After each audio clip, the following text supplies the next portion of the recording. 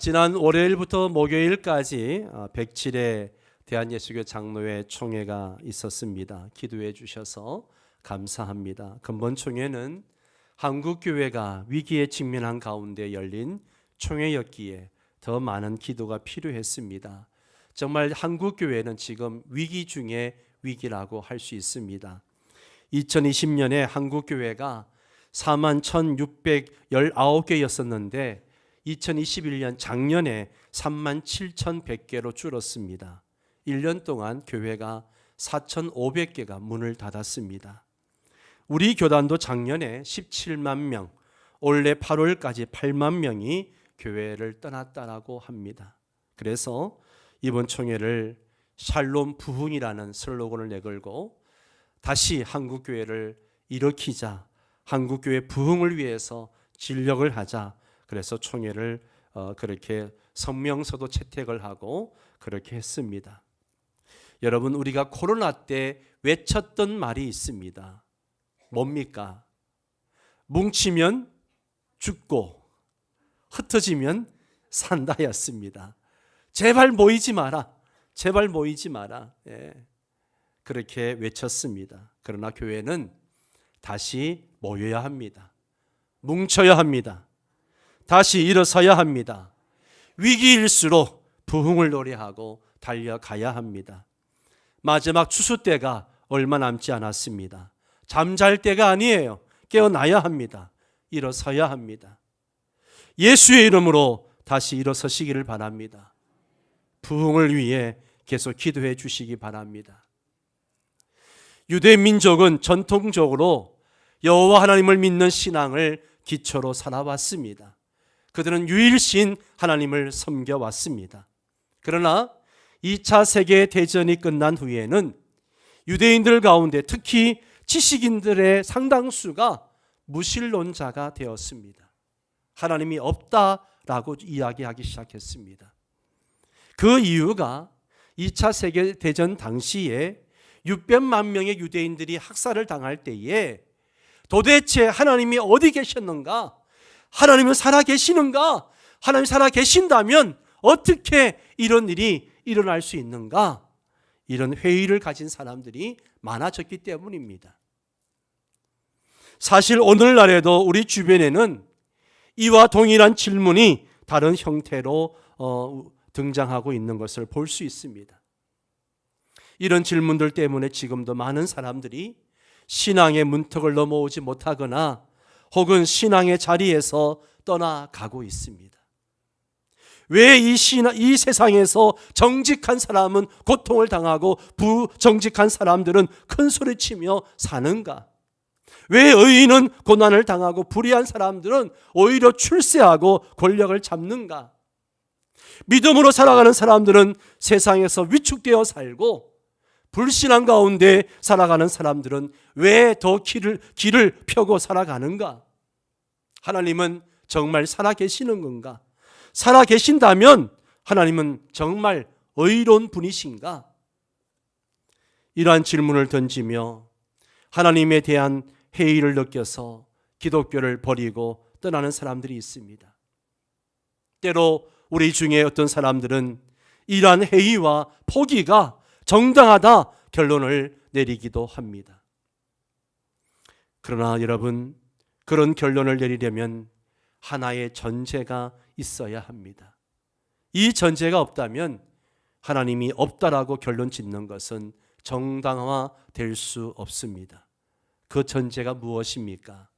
바로 마지막 심판이 없다면, 마지막 심판이 없다면입니다. 여러분, 과연 마지막 심판이 없는 것일까요? 마지막 심판이 없을까요? 유명한 성 어거스틴은 심판은 그릇된 역사를 교정하는 하나님의 손길이다라고 이야기했습니다. 이것은 하나님께서 종종 역사 속에 간섭하셔서 불의를 심판하시는 것을 가리켜서 한 말입니다. 하나님이 살아계셔서 역사 속에 간섭하시며 악인을 심판하시고 의로운 자들을 세워주시지만 역사는 여전히 불공평하게 보입니다. 세상은 여전히 불공평하게 보입니다. 그러나 여러분, 마지막 심판이 있음을 기억하셔야 합니다. 이 마지막 심판이야말로 인간 역사의 모든 오류를 청산하는 하나님의 마지막 공의의 선택입니다. 그래서 마지막 심판은 있어야만 하고 또 분명히 있습니다. 그리고 그 심판은 지금 점점점 다가오고 있습니다. 본문에서는 그 마지막 심판이 마지막 추수라는 낱말로 묘사되고 있습니다. 심판의 때를 추수의 때로 묘사하고 있는 것이죠. 하나님 나라 비유장인 마태복음 13장에서 여러 가지 비유를 들어서 하나님 나라를 설명합니다. 그 비유 중에 하나가 바로 알곡과 가라지 비유입니다. 알곡과 가라지 비유. 예수님께서 뿌린 씨는 알곡이고 원수가 심은 것은 가라지라고 한 것이죠. 그런데 그 비유에서 종들이 주인에게 말합니다. 가라지를 다 뽑아버릴까요?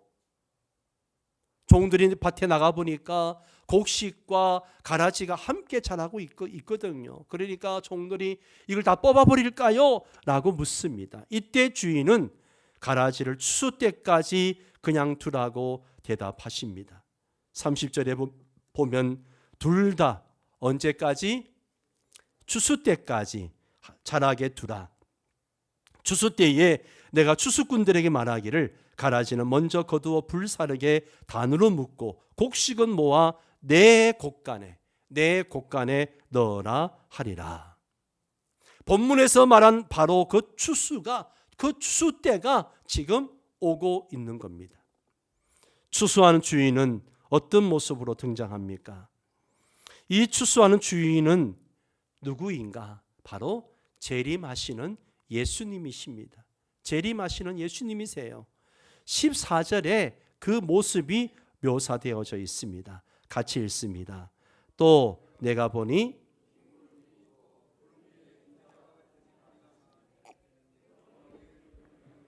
그 손에는 예리한 낫을 가졌더라. 아멘, 아멘. 구름 타고 오실 주님이 심판을 위해서 이 땅 위에 다시 임하십니다.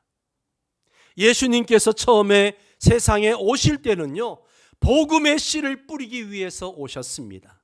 그러나 그분은 재림하실 때는 이제는 추수하시기 위해서 이 땅에 다시 오십니다.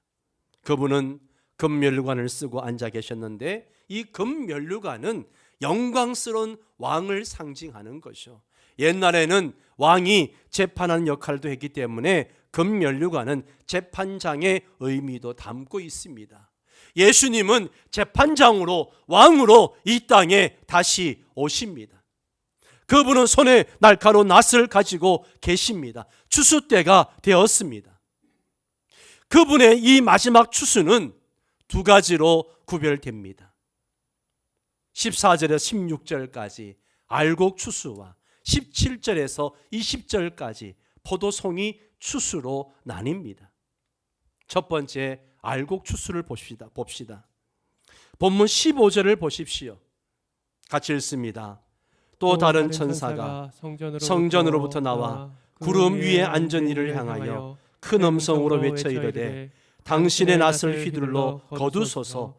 땅의 곡식이 다 익어 거둘 때가 이르렀음이니이다. 아멘, 아멘. 첫 번째 추수는 곡식이 다 익어서 그것을 거둬들이는 정말 긍정적이고 아름다운 추수이죠. 예. 지금 들녘에 나가보면 벼가 이제 노랗게 익어가고 있습니다. 그렇게 다 익으면 그것을 추수하는 거예요. 긍정적이고 아주 아름다운 추수입니다. 이 곡식은 바로 택한 백성들, 구원받은 백성들을 상징하는 거죠. 하나님께서 이들을 천국 창고에 거둬들이시는 겁니다.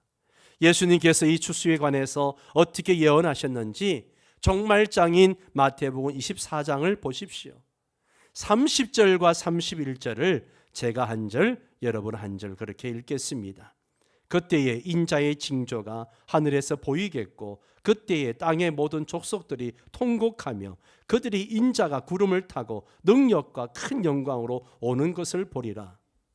그가 그 나팔 소리와 함께 천사들을 보내리니 그들이 그의 택하신 자들을 하늘 이 끝에서 저 끝까지 사방에서 모으리라. 아멘. 재림하시는 주님이 마지막 추수를 위해서 천사들을 일꾼으로 부르십니다. 천사들을 다 불러 모으세요.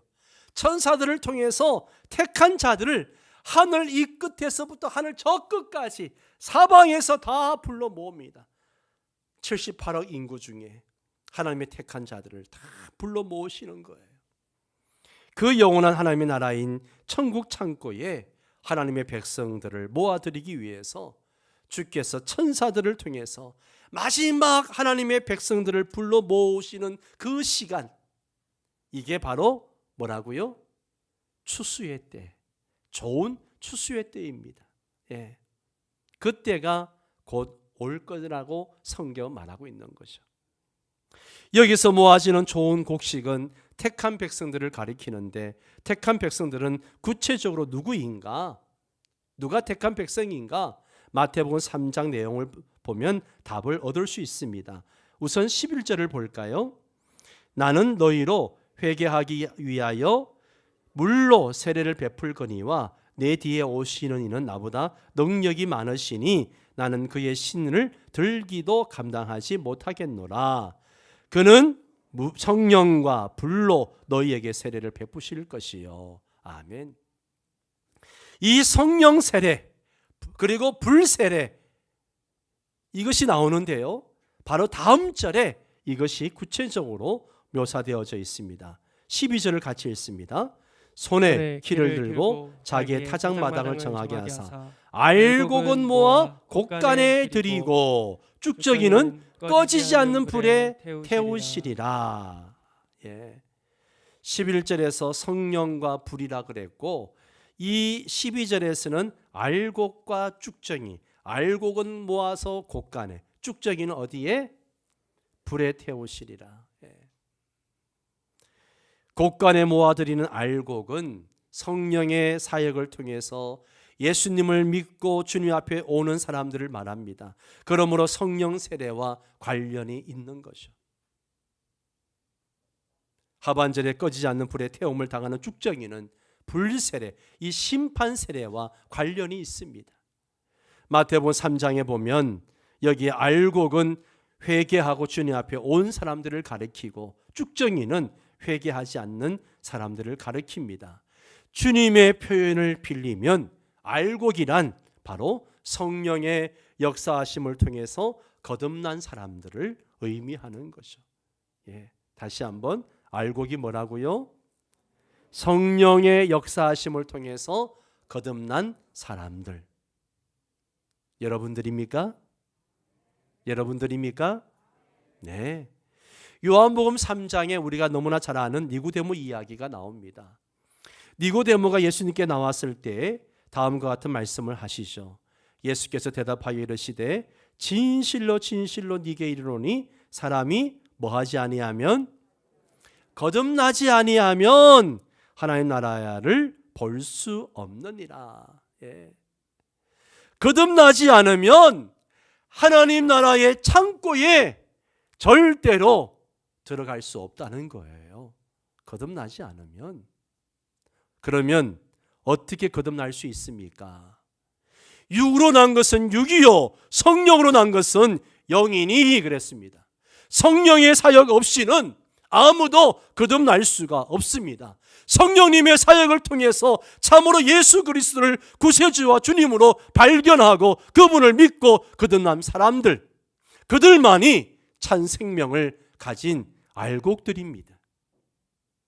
그들만이 마지막 날에 천국 창고에 거둬들여질 것입니다. 니고데모는 예수님 만나기 전에도 하나님을 믿던 사람이었습니다.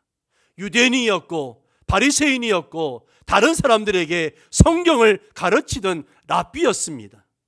그러나 그는 종교인이었지 거듭나지는 못했던 사람이에요. 오늘날에도 교회 안에 성령님을 통해 거듭나지 못한 사람들이 많이 있습니다. 그들은 마지막 날 알곡 추수에 참여할 수 없습니다. 얼마나 불행한 일입니까? 그러므로 우리가 마지막 추수를 바라보면서 정말 진지하게 물어야 할 가장 중요한 질문이 하나 있습니다. 그게 뭘까요? 정말 나는 성령의 역사를 통해서 거듭난 사실이 있는가? 정말 나는 성령의 역사로 거듭났는가? 이 질문을 진지하게 물어보셔야 합니다. 여러분 어떻습니까? 여러분 어떻습니까? 정말 거듭났습니까? 오래전에 미국과 중국 사이가 좋지 않았을 때, 물론 지금도 관계가 굉장히 안 좋죠. 미국에서 활동하던 중국 스파이 한 명이 체포되었습니다. 그런데 아주 놀라운 사실은 정말 그 체포된 중국 스파이가 어찌나 미국 사람 같은지요, 도저히 구분이 안 될 정도였다고 합니다. 얼굴 생김새도 똑같고 제스처도 똑같고 뿐만 아니라 영어도 아주 능숙하게 그렇게 잘하는 중국 사람이었다는 거죠. 여러분, 이 사람이 미국 사람처럼 말하고 행동하고 생김새가 같다고 그 사람이 미국 사람입니까? 아니죠. 그는 미국 사람과 같지만 실제는 미국 사람이 아니고 중국 사람입니다. 왜냐하면 미국 사람으로 태어난 사실이 없기 때문에 그렇습니다. 비슷하게 모방했을 뿐 정말 중국 정부로부터 수많은 훈련과 연단을 통해서 그렇게 훈련되어졌지만 본질은 변하지 않습니다. 오늘날 많은 사람들이 교회에 나와서 열심히 모방만 합니다. 몇 년 교회를 다니면 이제는 찬송가도 잘 부르고 기도도 할 줄 알고 그리고 그리스도인처럼 그렇게 행세할 줄도 압니다. 겉으로 보기에는 그리스도인과 별 다를 바가 없습니다. 그러나 겉모양이 비슷하다고 해가지고 그 사람이 그리스도인인 것은 아니죠. 우리가 그리스도인은 되는 것은 성령님을 통해서 다시 태어남으로써입니다. 나를 위해 십자가에 죽으시고 다시 사신 예수님을 발견하고 그분을 나의 구세주와 나의 주님으로 믿는 순간 성령님이 내 영혼을 다시 태어나게 하시고 그래서 하나님을 아버지라 부르게 되는 이 중생의 사실이 없는 사람은 모방에 성공한 사람일 수는 있어도 진정한 그리스도인이 될 수는 없는 것이죠. 이런 사람들에게는 매우 슬픈 날이 올 것입니다. 교회는 열심히 다녔지만 마지막 날 추수 때에 천국 곳간에 거둬들일 알곡 중에 낄 수 없는 사람들, 이 얼마나 크다란 불행입니까? 그날 마지막 때에 주께서 알곡을 추수하실 것입니다. 예수 그리스도의 재림은 그리스도에게 속한 사람들을 영원한 나라로 거둬들이기 위해서 오시는 겁니다. 그러나 주님의 재림에는 또 다른 목적이 있습니다. 그것은 바로 17절부터 나오는 포도송이 추수이죠. 본래 이 포도송이의 상징은 구약 요엘서에서 온 것입니다. 요엘서 3장 13절 한번 같이 읽을까요? 너희는 나설쓰라 곡식이 익었도다 와서 밟을지어다 포도주 틀이 가득히 차고 포도주 독이 넘치니 그들의 악이 크미로다. 여기서 포도송이는 죄인 혹은 악인의 상징입니다. 요엘서 전체를 읽어보면 하나님께서 악인들에게 회개를 촉구하고 계심을 알 수 있습니다. 그러므로 여기서 포도송이란 단순히 그저 죄인 혹은 악인이 아니라 회개를 거절한 사람들을 의미하는 거죠. 사실 저와 여러분 모두가 다 죄인이잖아요. 죄 없는 사람 없습니다. 다 죄인입니다. 그러나 우리는 예수님을 믿고 회개한 사람들입니다. 그러나 회개하지 않는 사람은 죄와 악이 그대로 남아있는 자이죠. 성경은 죄 사함을 받지 못한 받지 못한 이 사람들을 포도송이라고 말하고 있는 것이죠. 하나님께서 그 포도송이를 거둬 들이십니다. 천국 창고에 모아들이기 위해서가 아니라 그들을 향해서 진노하시려고, 심판하시려고 거두시는 거예요. 이 포도송이를 거두시는 주님의 모습을 보십시오. 그것은 심판의 추수입니다. 본문으로 돌아와서 18절 말씀을 다시 한번 봅니다. 같이 읽습니다. 또 불을 다스리는 다른 천사가 제단으로부터 나와 예리한 낯가진 자를 향하여 큰 음성으로 불러 이르되 네 예리한 낯을 휘둘러 땅에 포도송이를 거두라. 그 포도가 익었느니라 하더라. 여기서 포도가 익었다는 말, 포도가 익었느니라, 이 말은 심판의 때가 되었다라고 하는 거죠. 하나님께서 심판하실 때는요, 때가 되었기 때문에 하시는 거예요. 그냥 마음 내킬 때 아무 때나 하시는 것이 아니라 기다리셨다가 하나님의 때가 되면 심판을 하시는 거죠. 하나님의 심판의 때와 관련해서 재미있는 말씀이 하나 있죠. 창세기 15장 16절을 보세요. 네 자손은 4대 만에 이 땅으로 돌아오리니 이는 아모리 족속의 죄악이 아직 가득 차지 아니함이니라 하시더니, 이 말씀은요, 아모리 족속들의 죄악을 심판한 후에 이스라엘 백성들을 가나안 땅에 다시 돌아오게 하겠다라고 하는 예언입니다. 여기서 재미있는 표현은요, 아모리 족속의 죄악이 아직 가득 차지 아니했다라는 거예요. 영어 성경에는 풀이란 단어로 번역되어져 있습니다. 그러므로 이 구절은 아모리 족속의 죄악이 아직 차지 않았다는 거예요. 풀이 되지 않았다는 거죠. 그들의 죄악이 찰 만큼 차게 되면 그때 하나님이 심판하시겠다는 거예요. 이것이 개인이든 민족이든 하나님께서는 그 죄악을 심판하시기 전에 참고 기다리시는 거예요. 지금이 바로 저는 그 시기라고 생각을 합니다. 하나님의 심판이 역사 속에 여러 번 있었지만 이제 역사 속에 살았던 모든 악인들의 죄악을 심판할 마지막 심판의 때가 왔습니다. 그래서 하나님은 포도송이를 거두라, 그 포도가 익었느니라 말씀하시는 거죠. 하나님께서 어떤 식으로 심판하실 것인지 19절 말씀을 보세요. 같이 읽습니다. 천사가 낫을 땅에 휘둘러 땅에 포도를 거두어 하나님의 진노의 포도주 틀에 던지매. 이것은 상징적인 표현입니다.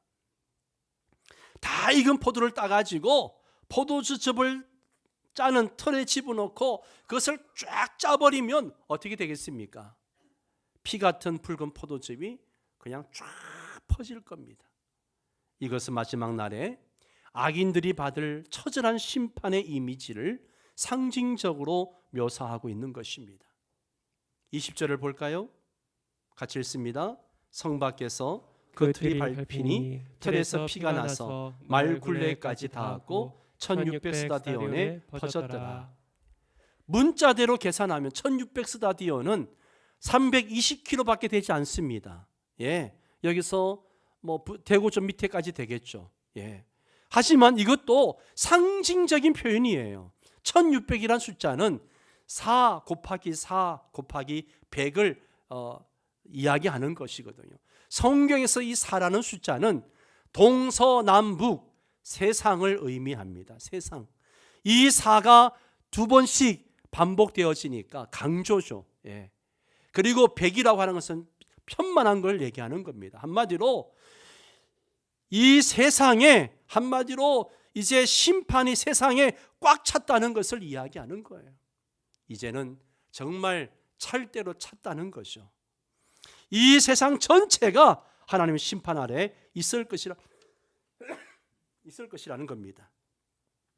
성 밖에서 심판을 받는다라고 했는데 성경에서 성 밖이라고 하는 것은 언제나 하나님께 버림받은 사람들의 이미지를 나타낼 때 사용하는 표현입니다. 하나님께 버림받았다는 것, 이것은 생애 최대의 저주이죠. 우리가 때로 살다 보면 사람들에게 버림을 받습니다. 배우자에게 버림을 받고 부모에게 버림을 받고 사람들에게 버림을 받습니다. 그럴 때 그 심적 고통이 얼마나 큽니까? 그러나 그렇게 버림을 받아도 어느 정도 우리는 이 땅에 살아갈 수 있습니다. 그러나 여러분, 온 우주 세상을 창조하시고 섭리하시는 그 하나님께 버림을 받았다라고 생각해 보십시오. 그러면 그 사람은 이 세상 그 어디에도 설 수 없습니다. 설 자리가 없는 거죠. 그것이 마지막 저주입니다. 이제 예수님께서 마지막 알곡 추수와 포도송이 추수를 어떻게 묘사했는지 마태복음 13장을 통해서 한번 정리해 보겠습니다. 41절에서 43절까지 한 절씩 교독 후에 마지막 43절은 같이 읽습니다. 인자가 그 천사들을 보내리니 그들이 그 나라에서 모든 넘어지게 하는 것과 또 불법을 행하는 자들을 거두어내어 울며 이를 갈게 되리라. 그때의 의인들은 자기 아버지 나라에서 해와 같이 빛나리라. 귀 있는 자는 들으라. 자, 여기 보니까 불법을 행하는 자들, 회개하지 않은 자들, 하나님을 거역하고 살았던 자들은 마지막 때에 어떻게 돼요? 말씀해 보니까 이를 갈며 울며 슬피 울고 있을 것이다. 이를 갈면서 막 슬피 우는 거죠. 그러나 의인들은 어떻게 돼요? 자기 아버지 나라, 하나님 나라에 들어가서 해와 같이 빛난다. 해와 같이 빛난다. 여러분들이 그렇게 되시기를 바랍니다. 해같이 빛나시는 분들 되시기 바랍니다. 이것이 마지막 추수의 결과입니다. 예, 마지막 추수의 결과예요.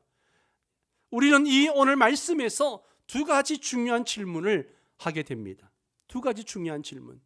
다 잊어버려도 이 두 가지 질문을 꼭 기억하세요. 첫째는 나는 알곡인가 포도송이인가? 여러분은 알곡입니까? 포도송이입니까? 여러분은 주님의 나라에 들어갈 준비가 되어 있습니까? 세상에 아멘이 한 명도 없네. 여러분은 주님 나라에 들어갈 준비가 되어 있습니까? 정말입니까? 막 가슴이 덜컹했네 그냥. 내가 목회 헛했나 막 이런 생각이. 예. 바울은요 이것이 얼마나 심각한 질문인가를 이렇게 표현했습니다. 한번 같이 읽을까요? 너희는 믿음 안에 있는가? 너희 자신을 시험하고 너희 자신을 확정하라. 예수 그리스도께서 너희 안에 계신 줄을 너희가 스스로 알지 못하느냐? 그렇지 않으면 너희는 버림받은 자니라. 예. 너희가 믿음 안에 있는가? 내가 믿음 안에 있는가? 너희 자신을 시험해봐라. 너희 자신을 확정해라. 이거 없으면 너희는 버림받은 자다. 한마디로 지옥 백성이라는 거죠. 제자 훈련을 하면서 상담을 또 목회 상담을 하다 보면 주님이 내 안에 계신지 안 계신지, 내가 하나님의 자녀인지 자녀가 아닌지 이게 확신이 없는 사람들이 많이 있더라고요. 예. 우리 주위에 이런 불행이 얼마나 많은지 모릅니다. 그리스도께서 내 안에 계신다, 내 안에 영원한 생명이 있다, 하나님이 살아계신다 하는 것이 확실하지 않으면 버림받은 자라고 성경은 말합니다. 이미 버림받은 자들에게 마지막 추수 때는 하나님의 손에 불태워지는 것밖에 없습니다. 사랑하는 성도 여러분, 여러분은 알곡입니까? 아니면 포도송이입니까?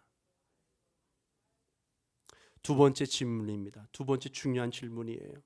그러면 우리 주변의 포도송이 이웃들을 어떻게 할 것인가? 내 가족 중에, 내 직장 동료 중에, 우리 친척 중에, 내 아는 사람들 중에 이 포도송이들을 어떻게 할 것인가? 마지막 추수 때가 오기 전에 포도송이 같은 우리 가족들에게, 우리 이웃들에게 희망이 없는 것은 아닙니다. 그들에게 복음을 전해서 예수 믿고 거듭나게 해야 합니다. 그것이 마지막 소망입니다. 말세에는 복음 전하는 일을 해야 됩니다. 시대가 아무리 변하고 AI 시대가 오고 온갖 시대가 와도 우리가 전해야 할 것은 복음입니다. 지난주 우리 교육자도 토론하다가 이제는 아바타가 설교할 때가 올 것이다. 어떻게 생각하세요, 여러분? 그런데 지금 그걸 시도하고 있는 그룹들이 있어요. 예. 목사가 설교하는 것이 아니라 아바타가 이 자리에 서가지고 영상으로 설교하는 거예요. 예. 여러분, 그런 시대가 오더라도 우리는 복음을 전해야 됩니다. 그래서 세상이 끝나고 역사의 막이 내려지는 그날에 우리의 이웃들과 함께 영원한 나라에 들어가 주님과 더불어서 해처럼 빛나는 영광의 삶을 살 수 있어야 합니다. 여러분의 불신 가족들, 여러분이 전도해야 할 태신자들이 심판을 상징하는 포도송이의 추수가 아니라 하나님 나라 창고의 알곡 추수가 되어서 살아갈 수 있도록 해야 합니다. 그들에게 복음을 전하십시오. 마지막 추수 때가 가까이 다가오고 있는 이 시각에 여러분은 이 추수 때를 어떻게 준비하고 계십니까? 우리 한번 같이 기도할까요? 정말 나는 성령으로 거듭난 사람인가? 나는 알곡인가? 포도송이인가? 내 주변에 있는 이 지옥가에 갈 포도송이들은 어떻게 할 것인가? 여러분, 남의 일이 아닙니다. 내 가족의 일이고 나의 일이고 내 이웃의 일입니다. 우리 함께 시간, 오늘 말씀을 생각하며 결단하며 기도하는 시간 갖도록 하겠습니다.